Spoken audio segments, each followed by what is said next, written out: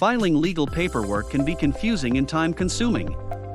Being in the cannabis industry does not make it any easier, especially applying for permits and licensing. Whether you are applying for a nursery, dispensary, or a testing lab, the process can be very frustrating and expensive. With ordinances always changing from county to state, it can cost you up to $100,000 to get the license, and can take about 6 months to 1 year to even get a cannabis license. Making mistakes can be costly. Don't take that risk.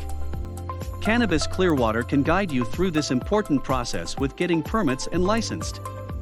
We know how to fill out applications and which documents are needed to get your license in any ancillary.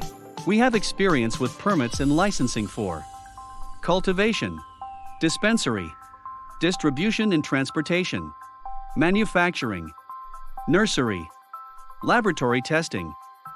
Why choose us? We are affordable and don't price gouge. No hourly rate, just a flat fee.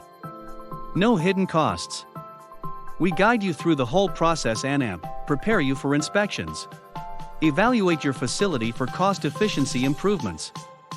We make getting your permit and license a breeze and want you to enjoy this experience launching your cannabis company. Visit www.cannabis-clearwater.com to get a quote for your company.